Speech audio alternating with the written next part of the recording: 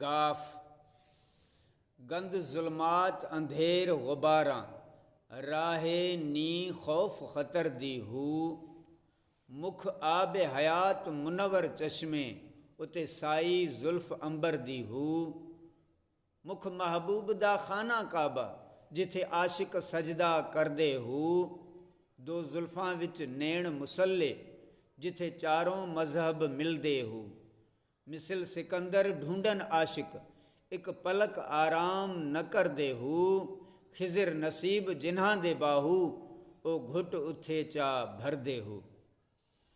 तर्जुमो ऐ दरवेश इरफान व हकीकत जे हासिलात लाए गंद अंधेरी गुबार ऐं ख़तरनाक राहुनि मां गुज़रणो पवे थो।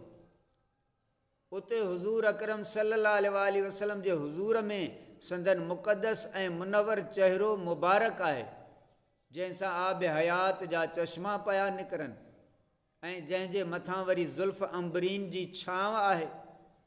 महबूब हुज़ूर अकरम सल्लल्लाहु अलैहि वसल्लम जो चहिरो मुक़दस काबो ऐं खाना ख़ुदा आहे जिते उशाक सजदा कनि था। ॿिनि ज़ुल्फ़नि जे दरमियान नूरानी नेण सजदा गाह आहिनि जिते चारई मज़हब अचो गॾिजनि। उन ई ज़ात जा आशिक़ सिकंदर वांगुरु हिन आब हयात खे ॻोल्हनि था ऐं उन तलाश में हिकु पल बि आराम नथा कनि। ऐं बाहू जिते ही चश्म आब हयात आहे उते उहे ख़ुशि नसीब आरिफ़ ऐं उशाक इश्क व मारिफत जो ढुक पीअनि था।